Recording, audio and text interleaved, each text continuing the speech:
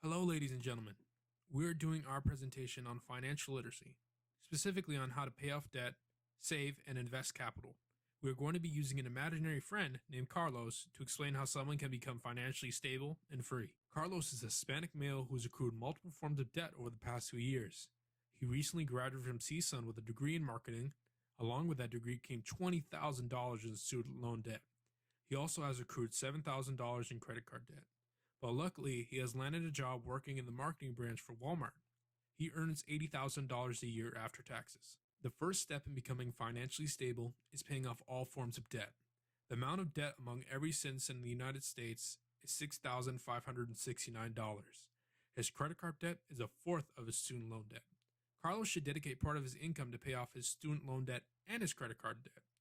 But first, he should aggressively pay off his credit card debt while still putting a small amount of money to pay off his student loans. Once his credit card debt is paid off, he should then aggressively pay off his student loan debt.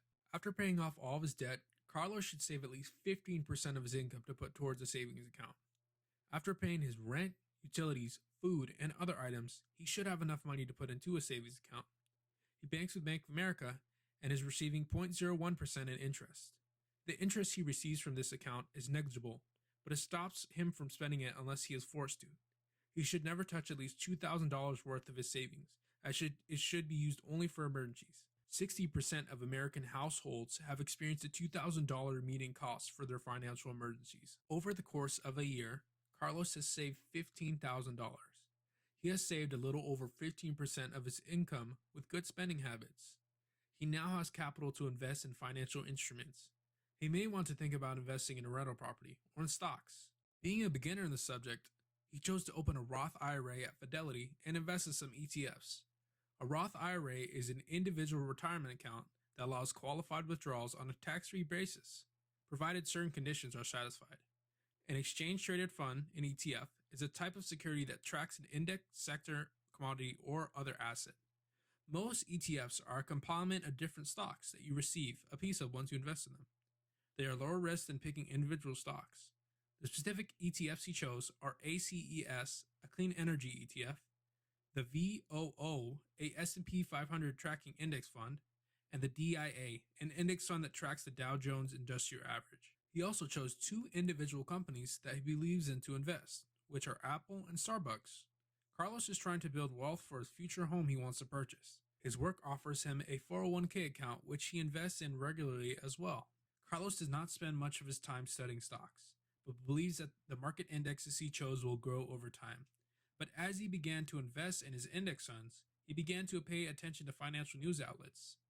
In this, he became knowledgeable about asset classes that present a high risk for a high reward.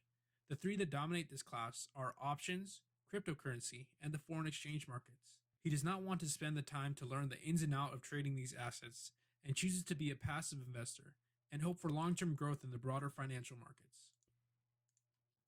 After a few years of saving, investing, and developing good spending habits, Carlos is not stressed over his financial situation. He owns a home and is hoping to retire at 65 and live off of his investments.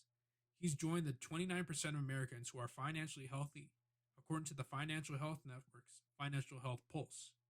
He is passing down the experience and knowledge to his kids so they can be financially stable as well when they are of age. Thank you for listening to our presentation.